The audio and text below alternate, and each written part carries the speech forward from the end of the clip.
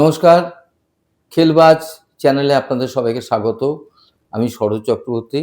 আর আমি যার সঙ্গে রয়েছি তিনি একজন বিখ্যাত মানুষ, ফুটবল জগতের প্রাক্তন স্টপার বলি, ফুটবলার বলি, যাই বলি না কেন, অমিত ভদ্র।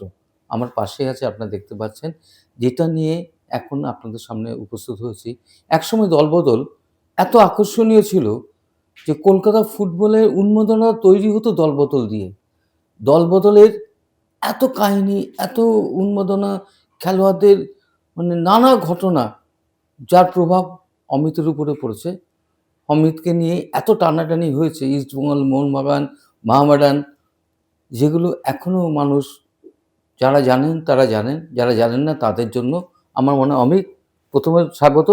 দ্বিতীয়ত হচ্ছে নমস্কার। দ্বিতীয়ত হচ্ছে তোমাকে বলতে বলছি যে দলবদলটা এখন হারিয়ে গেছে বলে ফুটবলেরও অনেকটা উন্মাদনা হারিয়ে গেছে। সেই দলবদলটা তুমি কিভাবে, তোমাকে ঘিরে তৈরি হয়েছিল নানা ক্ষেত্রে, ইস্টবেঙ্গল, মোহনবাগান, মোহামেডান? না, আমি প্রথমে আসি, আমি আমার দলবদলটা বলবো, অবশ্যই বলবো। তার আগে বলবো যে তুমি যেটা বললে উন্মাদনা হারিয়ে গেছি, না, তখন ছিল আবেগের দলবদল, এখন হয় প্রফেশনাল দলবদল। ঠিক। হ্যাঁ, মানে প্রফেশন মানে কি, যেখানে 2 টাকা খরচা করব 4 টাকা লাভ। আর তখন ছিল আবেগ, 500 টাকা খরচা হবে 1 টাকা ইনকাম। হ্যাঁ, সেটাকে বলে আবেগ। সেই ছিল তখনকার দলবদল। আমি প্রথম দলবদল করি হচ্ছে মোহনবাগান থেকে ইস্টবেঙ্গলে গেলাম।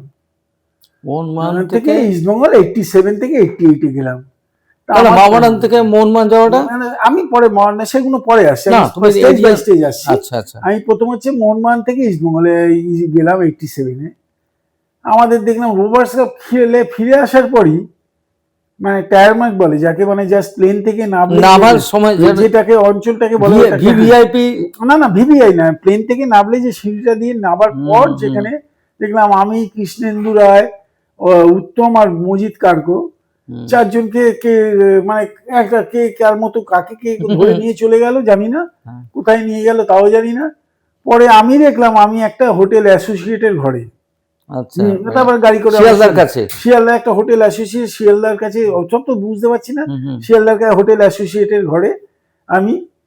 উত্তম কোথায় তাও জানি না, কৃষ্ণেন্দু কোথায় তাও জানি না, মানে যাকে মান্টু বলে আপনারা চেনেন, ময়দানে খুব বিখ্যাত সাইড ব্যাক, দারুণ সাইড ব্যাক, খুব পজিটিভ মন এবং সাহসিকতার প্লেয়ার। উত্তম মুখার্জি দুরন্ত উইঙ্গার, এবং মজিদ কার্কো হচ্ছে কাশ্মীরি ছেলেটা। তাই আমরা যে যার মতো উঠে গেলাম, গিয়ে পল্টুদা, এই মানে দ্যাট ইজ কল নিতুর বা পল্টুদার আন্ডারে চলে গেলাম। গিয়ে হোটেল অ্যাসোসিয়েটে উঠলাম। এক জায়গায় পেছনে সামনে গার্ড রেখে দিয়েছে, রেখে দিয়েছে, কিছুতেই বাড়ি যেতে দেবে না, কিছুতেই বাড়ি যেতে দেবে না। আমি বললাম এই শিয়ালদায় স্টেশনের গায়ে, আমার ওখান থেকে ট্রেন ধরলে সুভাষগ্রাম স্টেশনে আসতে আমার লাগে হার্ডলি 30 মিনিট, মানে বাড়িতে থাকতে পারি 4-5 দিন। কিছুতেই ছাড়বে না, বললো না সব জিনিস এনে দিচ্ছি, সব দিচ্ছি, তুমি এখানেই থাকো। তারপর যাই হোক, যে কোনো কারণেই হোক, আমি ওদের রিকোয়েস্ট করলাম যে আমাকে একটু পাটনা পাঠিয়ে দিতে পারবো। বললো যে হ্যাঁ পাঠিয়ে দিতে পারি। আমায় নিতু কি করে ব্যবস্থা করে দিয়েছিল, আমার একটা প্লেনের টিকিট করে দিয়েছিল, 420 টাকা বলে পাটনার প্লেনের ফেয়ারটা ছিল তখনকার দিনের, আমার মনে আছে। আমি পাটনায় যাব বলে ঠিক এয়ারপোর্টে নিতু ছেড়ে দিয়ে চলে গেছে। আর বিশ্বাস করো, একটু পরে দেখা গেল যে ফ্লাইট ক্যান্সেল, পাটনার গেল না প্লেনটা আমাদের। বলে রাখি, তখনকার পাটনা কিন্তু অমিতের শ্বশুর বাড়ি।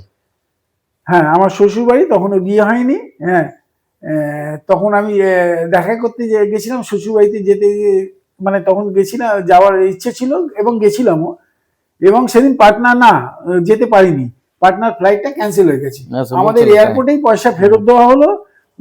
এবং আমি হরিনামিতে ডাইরেক্ট ওখান থেকে ট্যাক্সি নিয়ে চলে এসেছিলাম। এটা হ্যাঁ, অবশ্যই একটি তোমাকে নিয়ে টানাটানি না, আমি বলে এসেছি তখন টানাটানিটা বুঝবে। তখন আমি বাড়িতে আসার পর পল্টুদা বললো তুমি কোথায়, আমি বললাম যে আমি হরিনামিতে, আমি এসেই ফোন করেছি, আমি হরিনামিতে চলেছি। ও ভয় পাচ্ছে। আমি বললাম আপনাকে যখন কথা দিয়েছি আর নরম চরণ হবে না, আপনি বিশ্বাস রাখুন। আমি হোটেলে, আপনার হোটেলে আপনারও পয়সা নষ্ট করতে চাই না। আমি এখান থেকেই কথা দিচ্ছি, তুমি মনস্থির করে ফেলেছি, আপনি আমায় নিয়ে টেনশন করবেন না। হ্যাঁ, এটা দিয়ে 1টা বছর গেল। এবার তো আর তারপর 88 এর পর হলো 89। 89-এ আমি 89-এর 10ই ফেব্রুয়ারি বিয়ে করেছি। হুম। আমাদের 89-এর বোধহয় 1 ফেব্রুয়ারি নাগাদ নেহরু কাপটা শেষ হয়েছে গোয়াতে, বা ফার্স্ট কি 2 ফেব্রুয়ারিতে শেষ হয়েছে গোয়াতে। ওখান থেকে আমরা ফ্লাইটে কলকাতায় এসেছি। 89-এ আসার পরই আমাকে মোহামেডান আমাকে আর বাড়িতেই যেতে দিল না, আমাকে নিয়ে গেল। কোথায় রাখলো আমার এখনো জানি না ঠিকানাটা। একটা গেস্ট হাউসে ছিলাম। রশিদ না, আনসারুল হক। আনসুল হক খুব হ্যাঁ, ভালো, হ্যাঁ, মানে ভা- সেক্রেটারি হিসেবে একদম ওনার ইমেজ ভালো ছিল। একদম আমি খেলোয়াড়দের টাকা পয়সা সব ব্যাপারে স্বচ্ছ ছিলেন। রাইট। উনি আমার সাথে গোয়াতেই কথা হয়েছিল, নেহরু কাপের সময় কথা হয়েছিল। উনি আমাকে বললেন যে তুমি ফার্স্ট ডিসাইড করো যে তুমি মোহামেডানে খেলবে। তুমি মোহামেডান খেললে তুমি যা ডিমান্ড করবে সেটা দেবো, তুমি যেরকম টিম চাইবে তাই করবো। ভদ্রলোক, আমার মনে হয়েছিল যে খুব ভালো ভদ্রলোক। আমি হয়তো আমার ডিসিশন মনে হয়েছিল এটাই ঠিক হবে। তা আমি যখন মোহামেডানে সই করার পর তোমাকে না গোপন আস্তানায় রাখা হয়েছিল শুনেছিলাম, মোহামেডানে যখন সই। হ্যাঁ, সেটা গোপন আস্তানায় রাখা হয়েছিল। আমি এখনো অ্যাড্রেসটা জানি না। আমি এই কারণে বলছি যে দলবদল তখন এমন ছিল না, তখন মানে বিকাশ মাঝির দলবদল আমার এখনো মনে আছে, সেই ওর বাড়ি। না, তুমি যেটা বলছো, আমি গোপন আস্তানা কোনোদিনই এটা ডিসক্লোজ করিনি। আমি একটা জায়গায় কোথায় উঠেছিলাম, এই পার্ক সার্কাসের ওই ক্রসগুলোর মধ্যে কারোর বাড়িতে উঠেছিলাম। হ্যাঁ, সেখানে একটা ছেলে পৌঁছে গেছিল, দ্যাট ইজ কল হচ্ছে সাদা মিঠু বা কালো মিঠু। ইস্টবেঙ্গলের যে ছেলেটা আছে, সাদা মিঠু কোথায় পৌঁছে গেছিল। তখন ওরা অনেক কিছু, অনেকে মানে ওদের ভয় জেনে গেছে, জেনে আর্মস দেখিয়েছিল। আমি বললাম ও আমার বন্ধু, হ্যাঁ ও ঠিক আছে। তা ইস্টবেঙ্গলে ওরা মনে প্রাণে চেয়েছিল আমিও থাকি। আমি যে কোনো কারণে হোক, তখন ডিসিশন ভুল হোক আর রাইট হোক, আমি একটা ডিসিশন নিয়ে ফেলেছিলাম মোহামেডান খেলবো। এবার মোহামেডান খেলাতে আমাকে ইস্টবেঙ্গল তো প্রচুর হেল্প করেছি, কারণ আমি সেই ইস্টবেঙ্গলে ভালো খেলেছিলাম। আমার বিউটিশিয়ান, মানে বিউটি পার্লার, মানে বিয়ের ভেন্যু, মেনু সবই তো ইস্টবেঙ্গলের লোকেরাই করে দিয়েছিল। তখন কি চাই বলে না, তোর কি চাই বল, তুই আমি সবই করে দিয়েছি। তবে আমি আজকে একটা নাম উল্লেখ করব, আমার কিন্তু তখন রাজা, আজকেও ইস্টবেঙ্গল রাজা গুহ আমার কিন্তু ইচ্ছে করলেই আমার ভেন্যুটা ক্যান্সেল করে দিতে পারতো, কিন্তু রাজা করেনি। মোহামেডান যা হয় তখনকার দিনের ওই হায়দার মায়দার যারা ছিল সবাইকেই ভয় দেখানোর জন্য লাগে, অনেকে চোখের উপর দেখেছি। আমি এটা দলবদলে, কিন্তু এটা ঠিক না, তুমি জানো, আমি কিন্তু বিয়ে করেছি। তুমি শুনে নাও, আমার এখনো একটু মানে এই কারণ হচ্ছে, যেহেতু মানে হাতে বন্দুকে মনোরঞ্জন ভট্টাচার্য যখন মোহনবাগানে সই করেছিলেন, তখন মনোরঞ্জন ভট্টাচার্য যে সেই দিন এখনো আমার চোখের সামনে ভাসে। আমাদের বিকাশ সাধু, বিখ্যাত ফটোগ্রাফার বিকাশ সাধু মারা গেছে, এই ছবিটা তুলেছিল। এবং ওই ছবিটা তোলার জন্য আমাদের সম্পাদক অশ্বদাস তাকে চাকরি দিতে, পার্মানেন্ট চাকরি তখন মানে পেয়েছিল। তখন ওই বন্দুক নিয়ে দলবদলে বন্দুক, মানে ইয়েতে আমাদের না, এই বন্দুকটার কিন্তু অন্য মিনিংটার মিনিং হচ্ছে আমার কাছে তাদের আনন্দ, তাদের মানে সমর্থন, যে তারা যে এক একটা ক্লাবকে যে লেভেলে ভালোবাসে তারটা প্রমাণ পায়। আমার কাছে বন্দুক এখানে নেগেটিভ না, আমার কাছে বন্ধু মানে পজিটিভিটি হচ্ছে বন্ধু মেইন আতঙ্ক, মানে না তারা কতটা ক্লাবকে ভালোবাসে যে আমার একটু লস চায় না, মানে আমার একটু ক্ষতি চায় না, যে আমার একটা ভালো খেলা চায়। তোমাকে নিয়ে আমি ওই মোহামেডানটা সই করলাম। আমি কিন্তু বিয়ের আগের দিন আমি কিন্তু মোহামেডান ছেড়েছি। আপনারা জানো কিনা জানি না, বিয়ের আগের দিন আমার রাত্রির বেলায় ছেড়েছে। আমি সকালবেলায় বিয়ের বাড়িতে এসেছি, সেই সকালের পর একটুখানি করে তারপর তো বিয়ে করতে গেছিলাম ঢাকুরিয়াতে। হ্যাঁ, এবং টোটালটাই গার্ড ছিল, টোটালটাই ওদের লোকেরা ছিল। কারণ তখনকার সইয়ে 3 দিন পর না 7 দিন পর যেন আবার নাকি উইথড্র করা যেত, কি একটা ছিল সেই নিয়মে। হ্যাঁ, সেই নিয়মে আমি একটা বাধা পড়ে গেছিলাম। হ্যাঁ, ব্যাস এইটা ছিল ওটাই। তারপর তো মোহামেডান অফিসিয়ালরা এসেছিল। আমি 10ই নভেম্বর, মানে জানুয়ারিতে না ফেব্রুয়ারিতে বিয়ে করেছিলাম 89-এ। সিজনটা তখনই শুরু হয়েছিল।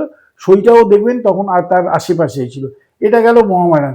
শুধু তাই না, আমি মোহামেডান যখন সই করতে গেছিলাম, মানে আমি জাস্ট এই মানে সেন্ট্রাল এভিনিউ থেকে কোথাও সই করতে গেছিলাম, কারুর বাড়ি থেকে সই করতে গেছিলাম।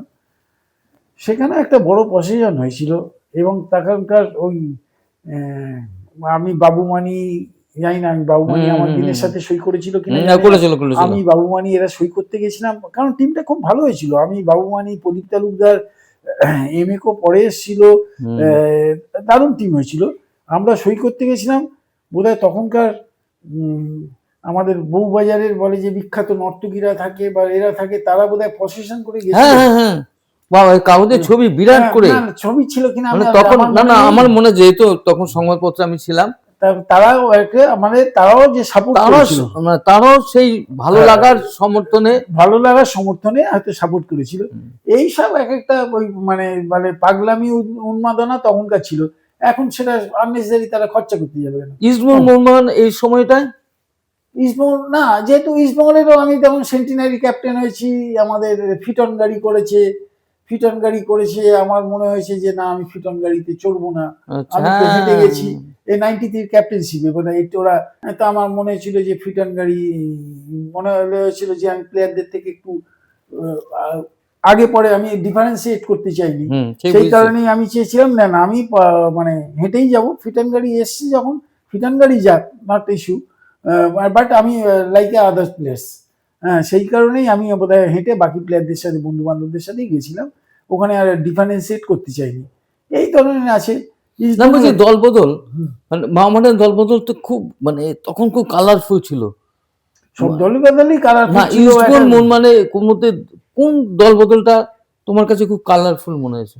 না, ইস্টবেঙ্গল একটা রোমাঞ্চকর, একটা ওইখান থেকে তুলে নিয়ে যাওয়া, ওইখানে গিয়ে 3 দিন 4 দিন থাকা। মোহামেডান একটা বেশি এফেক্টিভ হয়েছে, কারণ মোহামেডানটা অনেকগুলো, আমার ফ্যামিলির একটা ধরো বিয়ে মতো একটা অনুষ্ঠান, সেই অনুষ্ঠানটা টোটাল ইনভলভ ছিল সেখানে। আমি অবশ্যই রাজাকে, রাজা গুহ ভালো ছেলে, তো খুবই ভালো ছেলে, মাঠের ছেলে, একদম বোঝে, বাস্তবটাও বোঝে, এবং পোল্ট্রির হাতে তৈরি। আমি ও ম্যাচিওর ছেলে, খুব ভালো ছেলে বলেই বোঝে আমাকে, কিন্তু না হেল্প করলে হয়তো সেদিনকার দিনের জন্য বিপদে পড়তাম। হ্যাঁ, বাট এই হচ্ছে ফুটবলারদের দল বদলের লাইফ। এটা শুধু আমার ক্ষেত্রে ঘটেনি, প্রত্যেকের ক্ষেত্রেই এই ধরনের কিছু না কিছু গল্প আছে অবশ্যই। হ্যাঁ, তা এটাই ছিল মজা। বাট প্রফেশনালিজম আসার পর থেকে এই দল বদলটা এখন একদম জোলো হয়ে গেছে।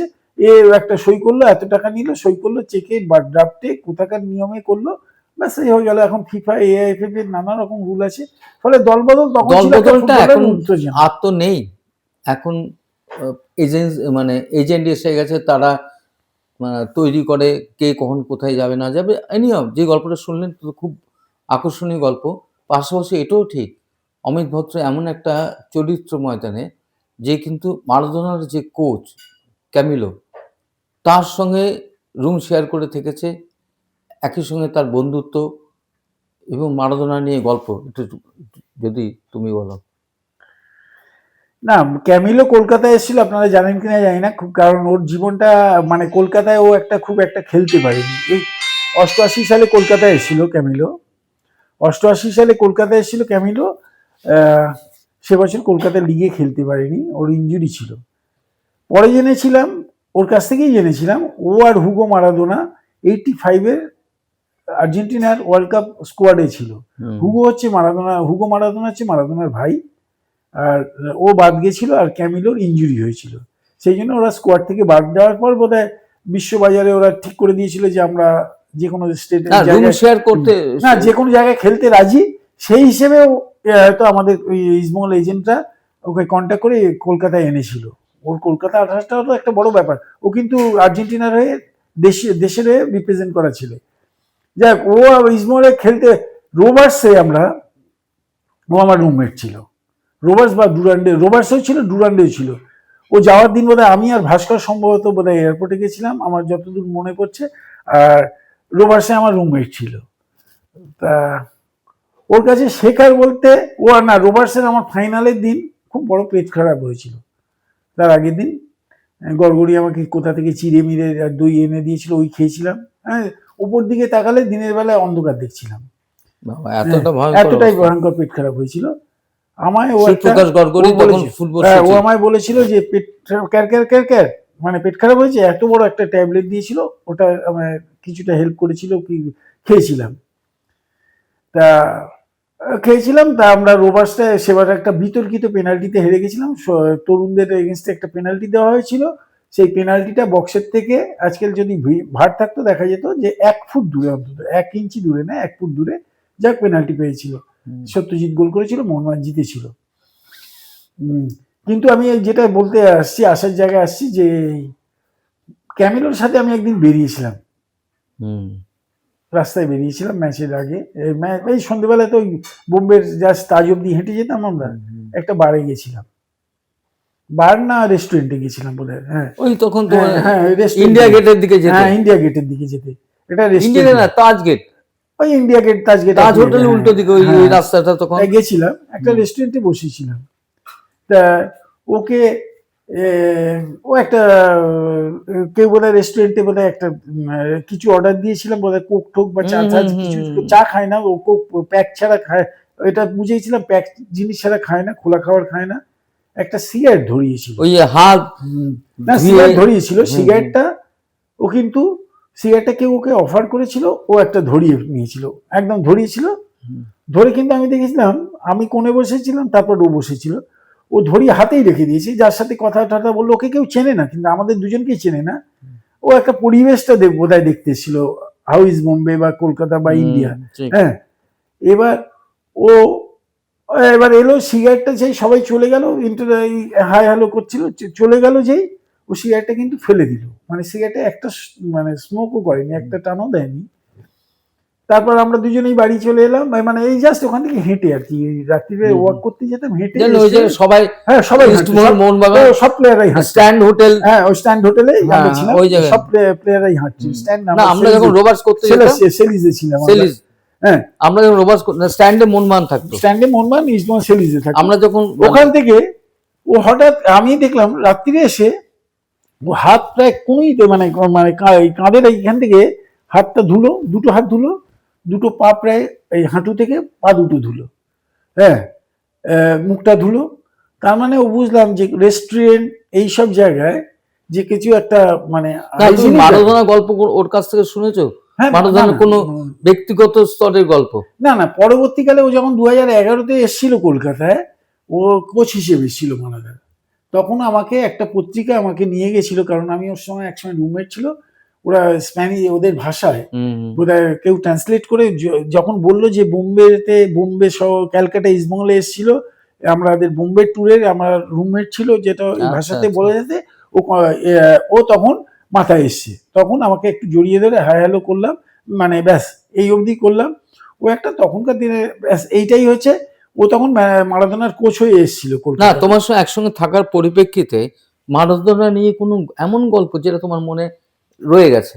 না, না আমি তখন সত্যি কথা বলতে আমি জানতাম না যে ও মারাদোনার, ও তো মারাদোনার সাথে ক্যাম্পে ছিল 85-এ, আচ্ছা, আর ও আর হুগো মারাদোনা ছিল, মারাদোনা হয়তো শিওর শট ছিল, আর ওরা ছিল হয়তো ট্রায়াল দিয়ে যদি ভালো পারফর্ম করে তাহলে টিমে আসবে, দুজনের মধ্যে ফারাক ছিল, বাট ল্যাটারান হচ্ছে ওরা কিন্তু ও নিজেকে ডেভেলপ করে কিন্তু পরে মারাদোনার কোচ হয়েছে। আমরা যখন 88-এ মিট করেছি, ও তখন ছিল একটা ডিসকার্ডেড ফুটবলার হয়ে গেছিল, মারাদোনাকে কলকাতা মানুষও দেখেছেন অনেকবারই, দুবার দেখেছেন, কিন্তু প্রথমবার একটা সাক্ষী আমি।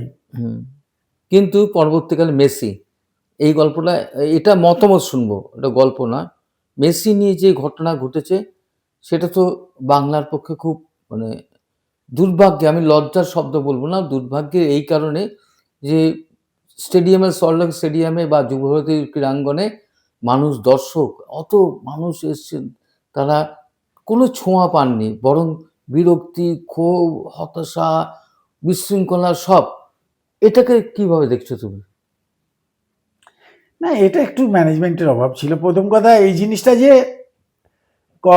মানে অ্যাভয়েড করা যেত ইজিলি, হয়তো কয়েকটা জিনিস যদি একটু টাইট করে দেওয়া, মানে অ্যাডমিনিস্ট্রেটিভ পার্ট থেকে যদি একটুখানি করা যেত, কারণ তার প্রমাণটা হচ্ছে ভারতবর্ষে যে এরকম না, ভারতবর্ষে বাকি দুটো জায়গাতে খুব স্মুথলি এবং অ্যাজ এক্সপেক্টেড অনুযায়ী হয়েছে, তাদের প্ল্যান অনুযায়ী হয়েছে, এখানে হয়তো কোথাও একটু মিসম্যাচ হয়ে গেছে, সেই কারণেই হয়েছে।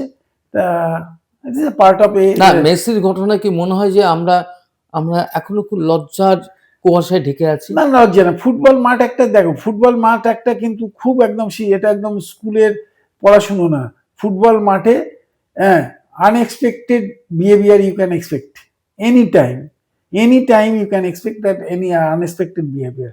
হ্যাঁ, সেই জন্যে ফুটবল মাঠ খুব একদম গদে বাঁধা কোনো বেলুর মঠের গদে বাঁধা নিয়ম মেনে ফুটবল মাঠ চলে না। ফলে এখানে যেমন হয়েছে তার অ্যাডভান্টেজও কিন্তু সারা দেশে হয়েছে। এখানে যেমন হয়েছে বলেই তোমরা কিন্তু দুটো অন্যান্য স্টেটে তিনটে স্টেটে এত স্মুথ দেখতে পেরেছো। হ্যাঁ, আমি জানতাম যদি এখানে স্মুথ হতো তো কোনো না কোথাও জায়গায় গন্ডগোল হলেও হতে পারতো, কারণ আমি আগেই বলেছি এটা খুব আনএক্সপেক্টেড একটা মানে সিচুয়েশন ফুটবলেই হতে পারে, আর অন্য কোনো ইভেন্টে এত আনএক্সপেক্টেড ইভেন্ট হয় না। তবুও বিতর্কিত প্রশ্ন এড়িয়ে যায় অমিত, যদিও অনেক বিষয় বিতর্কিত ছিল। করো না বিতর্কিত না, প্রশ্ন, কারণ হচ্ছে না। আমাদের ক্রীড়ামন্ত্রী অরূপ বিশ্বাসের ভূমিকা নিয়ে তোমার নিজস্ব মতামত কি, এবং মুখ্যমন্ত্রী যে দপ্তরটা অমিত তুমি ভালো করে জানো অরূপ বিশ্বাসের কাছ থেকে কেড়ে নিয়ে নিজের হাতে রেখেছেন, এই গোটার বিষয়টা তোমার অভিমত, নিরপেক্ষ অভিমত একটু জানা। না না, অরূপ বিশ্বাস নিয়েছে কিনা সেটা তো আমি বলতে পারবো না, কিন্তু যদি একটা মাস্টার প্ল্যান যেটা যারা অর্গানাইজ করছে তাদের মাস্টার প্ল্যানে একটা যে কোনো ইভেন্ট হলে, একটা কর্পোরেটের একটা চেয়ারম্যান এলেও একটা ইভেন্ট মানে তৈরি করা হয় যে প্ল্যান কার কি রোল থাকবে, সেই রোলটা করা থাকলে রোলটা যদি সবাইকে দেওয়া থাকতো তাহলে আমার মনে হয় গন্ডগোল হতো না।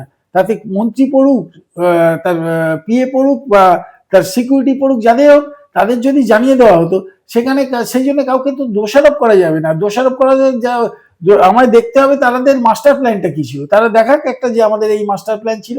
না, তুমি কি ক্রীড়ামন্ত্রীর ভূমিকা নিয়ে মানে কিছু বলতে চাও না? না, ক্রীড়ামন্ত্রীর ভূমিকা, ক্রীড়ামন্ত্রীকে হয়তো বলাই হয়েছিল যে আপনি সাথে থাকবেন, এটা কি আমি তো জানি না। না, ক্রীড়ামন্ত্রী, তাহলে ক্রীড়ামন্ত্রীকে মুখ্যমন্ত্রী তো মানে অপসারিত করেছে ক্রীড়া দপ্তর, মানে ক্রীড়ামন্ত্রী হিসেবে। অপসারিত দেখো, অপসারিত করেছে ম্যাডাম করেছে, অপসারিত তার অন্য কারণ থাকতে পারে। কোনো ইভেন্টে ধরো একটা কোথাও আগুন লাগলে, কোনো দেশে ইমার্জেন্সি হলে একজনকে অপসারণ করায়, তার মানেই তার না যে সে এন্টায়ারলি ফল্ট। এখানে ফল্ট আছে এক বিশাল একটা গ্রুপের, টোটাল সিস্টেম না টোটাল প্ল্যানিং এর ফল্ট আছে। সেই প্ল্যানিংটা, প্রথম কথা 9,000 10,000 ভিআইপি কার্ড আসবে কেন, যেখানে 30,000 টিকিট বিক্রি হয়েছে, 10,000 ভিআইপি কার্ড, সেখানে একটা তুমি তো সেই ঘুরে ফিরে শতদ্রুর ঘাড়ে বন্দুকটা রাখ। শতদ্রু না, যে আয়োজক, মানে শতদ্রু মানে শতদ্রু দত্ত আয়োজক। কাকে দিয়েছে? শতদ্রু তো কাউকে দিয়েছে, ইভেন্ট ম্যানেজমেন্টকে। শতদ্রু কোনো ইভেন্ট ম্যানেজমেন্টকে তো এটা করতে দিয়েছে। সে 9,000 আমরা মেসি ঝলক যেটা অন্য 3টে শহরের মানুষ দেখেছেন, সেই ঝলকটা তোমার কোনো আফসোস এখানে না হয়? একটু আফসোস নেই, কারণ মেসিকে আমরা তো যাইনি, কারণ আমরা টিকিট পাইনি বলে আমরা যাইনি, ফলে আমার সেই স্কোপ নেই। যে বাচ্চারা গেছিল ঝলক, একটু নেগেটিভ কথা বলতে হয়, দেখে নিতে হয় যে কারা অর্গানাইজ করছে। ভবিষ্যতে যখন যাবেন, যদি ভালো সংগঠক হয় তখনই যাবেন, নাহলে যাবেন না। ঝলক শুনলেন, গা বাঁচানোর ঝলক। না না, ভালো সংগঠক হলেই যাবেন, বুঝে যাবেন যে কে করছে, কোন সংগঠন করছে, তখনই যাবেন, নাহলে যাবেন না। তাতে গভর্নমেন্ট পড়তে পারে, তাতে যে কেউ পড়তে পারে, এতে গা বাঁচানো নেই। আমি বলছি ভালো সংগঠকের মধ্যে অবভিয়াসলি তাতে গভর্নমেন্ট পড়ে, ইভেন্ট ম্যানেজমেন্ট পড়ে, ভেন্যু পড়ে, সবকিছু পুলিশ পড়ে, তখন যাবেন, নাহলে যাবেন না। কারণ নিজের পয়সা খরচা করে যাচ্ছেন, আপনার চয়েস, আপনি যাবেন কি যাবেন না। শুনলেন, এবং আমার মনে হয় এখানে আমাদের আড্ডাটা শেষ হওয়া দরকার। এতক্ষণ কথা বলছিলাম প্রাক্তন বিখ্যাত স্টপার, 80 দশকে খুব চুটিয়ে ফুটবল খেলেছেন অমিত ভদ্র, তার সঙ্গে কথা বললাম, আড্ডা মারলাম। আমাদের এই আড্ডা এখানে শেষ করলাম। নমস্কার।